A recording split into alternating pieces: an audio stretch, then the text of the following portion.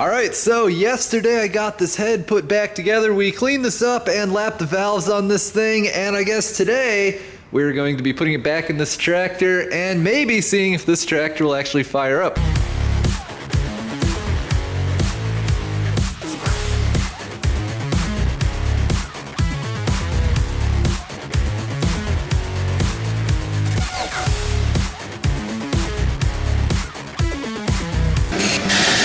Progress is being made. I removed all the old head gasket material off of this. I don't know, I missed a spot. All right, well, that's why we keep going back over it. I've actually been over this 2 or 3 times, and what happens is I go over this with the wire wheel, then I clean it up with a bunch of acetone, and I guess that kind of makes it little fragments of head gasket material show up. So, yeah, I'm gonna go over that once more, but basically I'm getting that as clean as I can. And while we were at it, I figured it was a good time to change out the gasket for this, I guess, inspection port of some type. Since I have a new one, inevitably leaking sooner or later, and since I have the full gasket set and render anyway, I figured now is a good time to do that. Also, I've gone through and gotten these push rods and our head bolts all nice and cleaned up.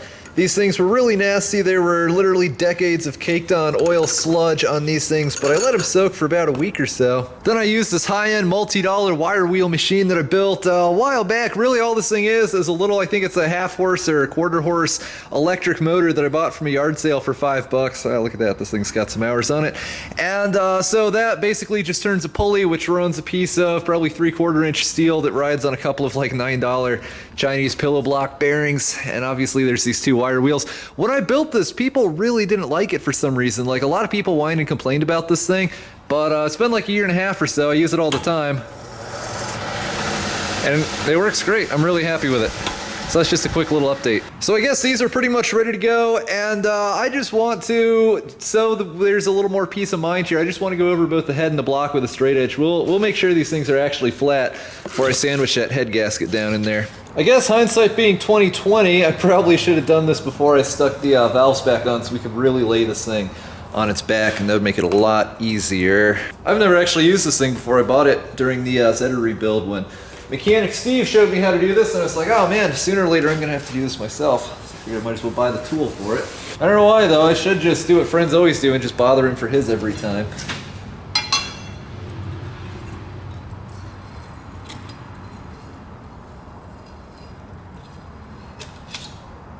That's a 6/1000 of an inch feeler gauge, and it doesn't seem to be going in. There. I'm going to go out on a limb here and say that's really flat. Assuming I'm interpreting this right, I'm very happy about that.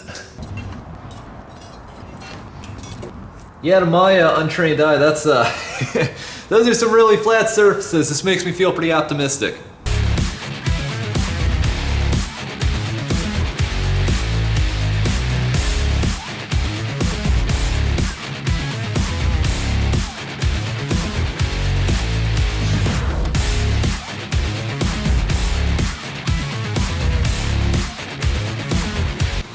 And I got to looking at this and I'm thinking, well, we have this apart, might as well dive into solving another problem. And that is that we can't really control the speed at which this engine runs at, which is of course bad. And I did a little bit of research. I asked on an internet forum and I found out that thing down there is essentially a friction disc. And the way this is supposed to work is this actuates this, which pivots that, but of course everything's rusted solid. So let's see if we can get that moving. Ah, check it out. I went to force this thing off of here and it started working. Why can't everything be that easy to fix?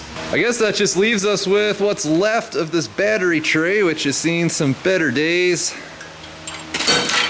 And the same for this starter solenoid here. Let's see if we can get this in a slightly more respectable state.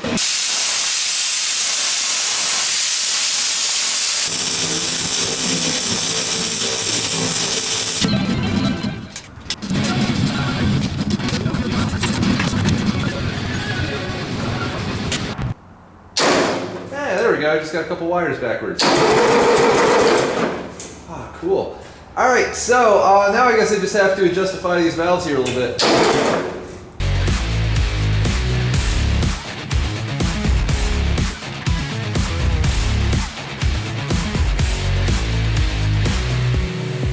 Alright, so I'm getting this back together, and there's this bracket which partially supports the fuel tank and also partially holds this heat shield which keeps heat from that exhaust manifold from melting all these wires and lines.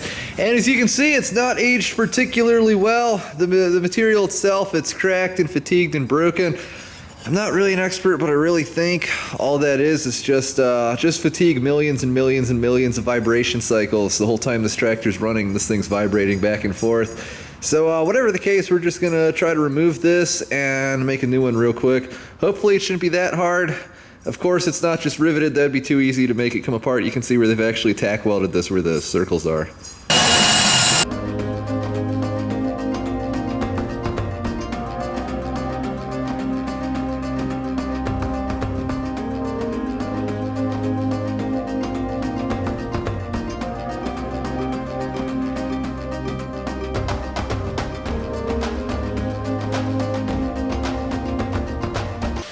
Alright, so I drilled out the old spot welds. I did miss one of them. It was kind of hidden by like all the crud and grease and old paint and everything on this part. But I got rid of those, and there was a layer of rust that had formed between the old heat shield and this bracket, so I had to chisel that apart a little bit.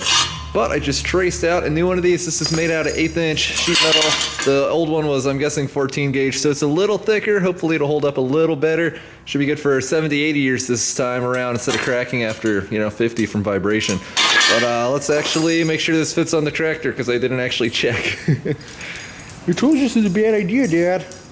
Alright, so I actually took time to get the linkages hooked up on this thing. So this here on this side is the choke, and we want that closed, and over here is most of the throttle linkage, which hopefully I can just kind of grab onto. So alright, feels weird operating something missing pretty much all of its sheet metal, but let's see what happens. Oh, that was 10 times better than I was expecting.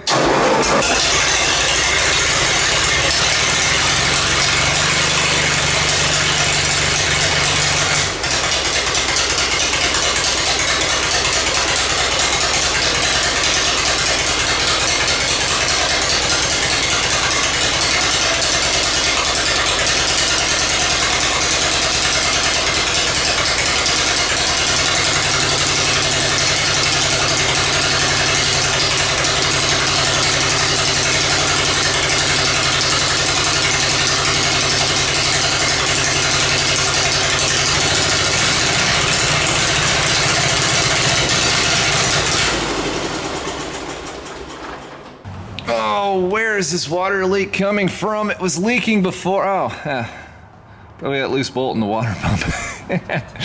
Yeah, I was hoping that having taken multiple things on and off the front of this thing, one of them would have been whatever was leaking, but I guess not. All right, that's pretty easy to fix. All right, so as you can see, not 100% perfect. There's, from what I can tell, 2 things wrong with this tractor, and then it'll be running hopefully quite well. One of them is that it is a carbureted engine, so therefore it is having carburetor problems. I think it just needs an adjustment. It smells like it's running really super rich.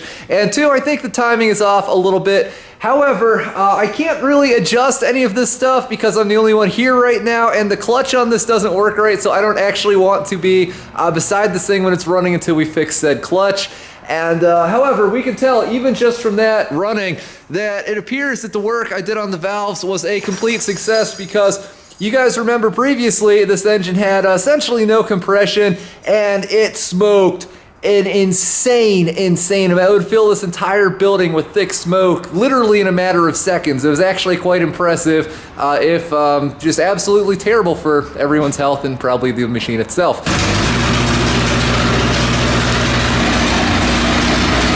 So, I'm really happy with that. But, it is not a perfect world, as evidenced by the fact this is carbureted. And, so, whatever the case, I'm feeling really good about this. That was, I think, my first valve job of any sort, and although this was an extremely short test, it appears to have not caused catastrophic damage to the machine. So, feeling pretty good. I'm going to take off in a little bit. Thanks for watching.